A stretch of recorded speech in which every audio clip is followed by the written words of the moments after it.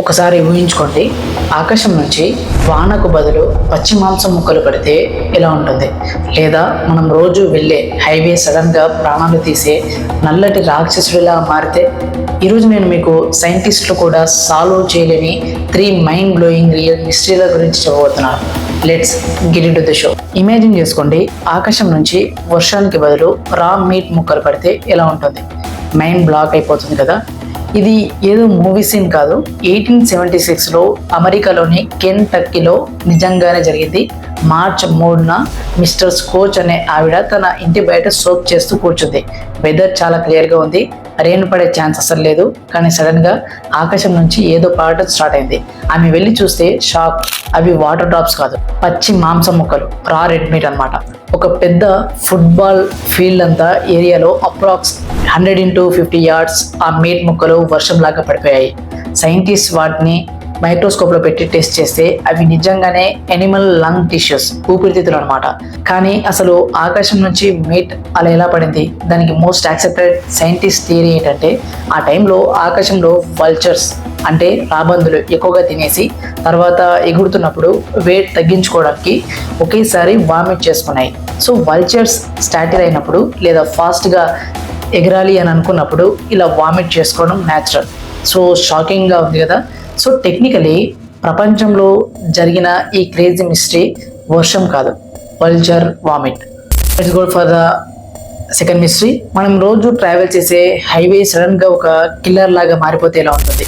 ఇది వెనిజువేలాలో జరిగిన La Mancha Negra mystery, అంటే ది బ్లాక్ స్టెయిన్. 1986లో వెనిజువేలా క్యాపిటల్ కర్కాస్ నుంచి ఎయిర్పోర్ట్కి వెళ్ళే హైవే పైన ఇది ఒక చిన్న బ్లాక్ స్మడ్జ్ లాగా స్టార్ట్ అయింది. కానీ చూస్తూనే ఆ బ్లాక్ స్లడ్జ్ రోడ్ పైన ఆల్మోస్ట్ 8 miles వరకు స్ప్రెడ్ అయిపోయింది. ఈ సబ్స్టెన్స్ చూడడానికి చీవుడు బబుల్ గమ్ లాగా థిక్గా గ్రీజీగా ఉండేది. అసలు వింత ఏంటంటే, వెదర్ హాట్గా ఉన్నప్పుడు అది ఎక్స్పాండ్ అయ్యేది, కోల్డ్గా ఉన్నప్పుడు స్ట్రింక్ అయ్యేది. ఇది రోడ్ని ఐస్ లాగా స్లిప్పరీగా మార్చేసేది. ఈ బ్లాక్ ఊజ్ వల్ల వెహికల్స్ కంట్రోల్ తప్పి ఘోరమైన యాక్సిడెంట్స్ అయ్యి ఆల్మోస్ట్ 1800 మంది చనిపోయారు. గవర్నమెంట్ $millions ఖర్చు పెట్టి దాన్ని క్లీన్ చేయడానికి ట్రై చేసింది. డిటర్జెంట్స్తో ప్రెషర్ వాష్ చేశారు, రోడ్ని స్క్రేప్ చేశారు, లాస్ట్కి లైమ్ స్టోన్ పౌడర్ కూడా వేశారు. కానీ ఏం లాభం లేదు. ఆ స్లడ్జ్ మళ్ళీ వస్తూనే ఉండేది. కొందరు అది పాత కార్స్ నుంచి లీక్ అయిన engine oil, break fluid and dust mixture అన్నారు. ఇంకొందరు ఇది డెలిబరేట్లీగా ఎవరో పొలిటికల్ ఎనిమీస్ నైట్ టైం వచ్చి డంప్ చేసి క్రియేట్ చేసిన సబోటేజ్ అన్నారు. కానీ ఇన్ని ఇయర్స్ స్టడీ చేసిన తర్వాత కూడా దాని ఎగ్జాక్ట్ కాజ్ ఎవరికి తెలియదు. ఈ కిల్లర్ బ్లాక్ స్లడ్జ్ 2000s తర్వాత స్లోగా కనిపించకుండా పోయింది. కానీ అసలు అది ఎందుకు వచ్చిందో, ఎలా మాయమైందో ఇప్పటికీ ఒక పెద్ద మిస్టరీ.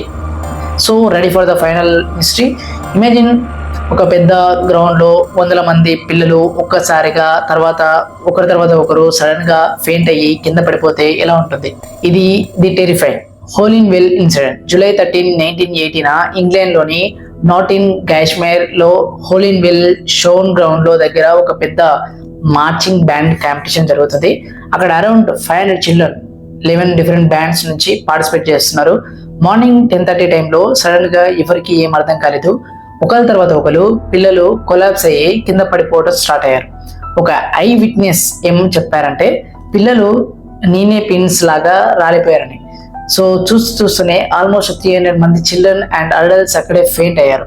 వాళ్ళకి సడన్గా vomiting, sore eyes and severe headaches వచ్చాయి.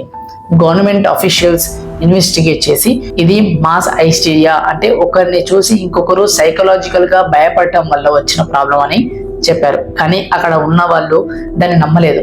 తర్వాత తెలిసింది ఏంటంటే, పక్కన ఉన్న ఫీల్డ్స్లో టాక్సిక్ అయిన పెస్టిసైడ్స్ క్రాప్ స్ప్రే యూస్ చేశారని, అది గాలిలో కలిసి ఈ ప్రాబ్లం క్రియేట్ చేసి ఉండొచ్చని ఒక స్ట్రాంగ్ థియరీ వచ్చింది. కానీ ఇప్పటికీ దాన్ని ఎగ్జాక్ట్ కాజ్ ఎవరికి తెలియదు. ఇది ఒక పెద్ద అన్సాల్వ్డ్ మిస్టరీగానే మిగిలిపోయింది. సో ఫ్రెండ్స్, ఇవి ఈరోజు మన 3 ఎక్స్ప్లెయిన్డ్ మైండ్ బ్లోయింగ్ మిస్టరీస్.